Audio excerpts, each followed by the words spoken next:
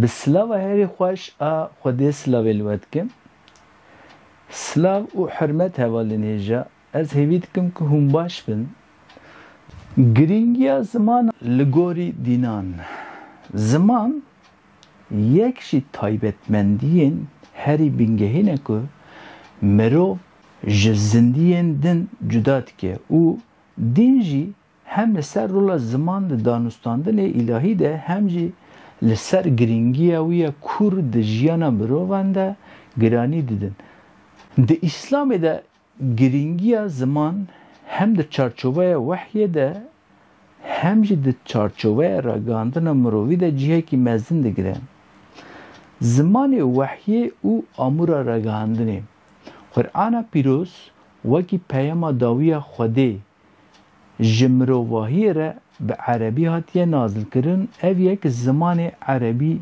دکه زمان پیروز اسلامی قرآن تکز دکه که او به عربی که زلال و اشکره هاتیه شاندن او یک گرینگی زمان جعالی زلالی و اشکرتیه و نشانده ده خوده به مروان را به ریا پیغمبرن خو او به زمان وان آخویه دا که پیامین وی به زلالی بین فهم کرن سوره ابراهیم 4 دلیل قدرت الهی قرآن هبونا زمان و رنگ جهرنگ وگی دلیل قدرت و آفرینری خوده پیشکشت که سوره روم 22 اب آیت یاد که جهرنگی زمان ده ولمندیه که او حکمته که الهی ده خوده ده دگره هلگره عرفان و حکمت زمان و گوهستن زانین حکمت و نرخ اخلاقی جی نفشه کی بو نفشه کی دن بیسوگد که حدیث و برهمین رمانوارین اسلامی باله دکشین سر رولا زمان ده به دست خستن زانین و گوتن راستی ده امر دعا ذکری جبو مسلمان زمان اموره که جبو دانستاندن راست به خوده ره دعا ذکر و تلاوت قرآن بر ریا زمان تکرن او یک نشان ده که زمان وکی پرکی گیانی کار دکه دیسا ده خریستیانتی ده گرینگی زمان ده خریستیانتی ده زمان وکی پیو خوده بنگه را گیاندنه و گوهسکار پیام گیانی داد که بپیش پیو خوده ده خریستیانتی ده تیگه پیف جه که ناوندی دیگره ده دستپیکی ده انجیل ده یوحنا ده تیگوتن ده دستپیکی ده پیو هبو پیو به خوده ربو و پیو خوده بو یوحنا 1:1 او یک نشان ده که عیسی مسیح وکی پیو الهی هاتی دنیای او نشان ده که خوده خب ریا پیف آنگو به زمان اشکره کریه بلاوون انجیل ورگرانون انجیل لزمان جدا ده بلاوون خرستانتیه ده وکی دینه که گردونی روله که سرکه لیستیه دیاربون روح پیروز که شیان آخافتن به زمان جدا ده شاگرتان کارن شاندیان دو سمبولا گیشتن پیام الهیه جهر کسی را به درباز کردن استنگین زمان دعا و عبادت دعا ستران پیروز و وایز به ریا زمان تینه کردن زمان اموره بگهینه که جبو جواته که خوده را تکیلدار به او باوری به هنکرن ده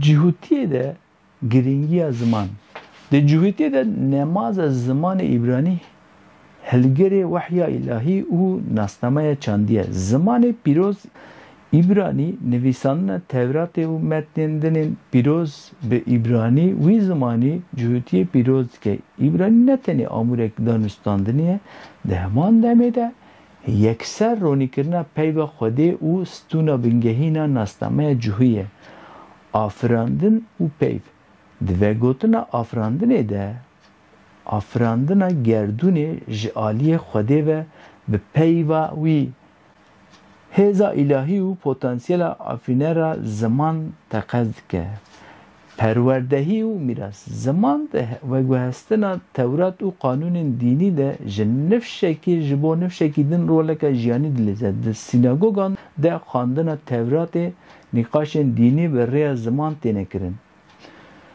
Di Hinduizmê de giringiya ziman, di Hinduizmê de ziman nemaza Sanskritî wekî rêyek ji bo tekîliya ve enerjiya gerdûnî re bi rêya dengan, pîroz û mantrayan tê dîtin.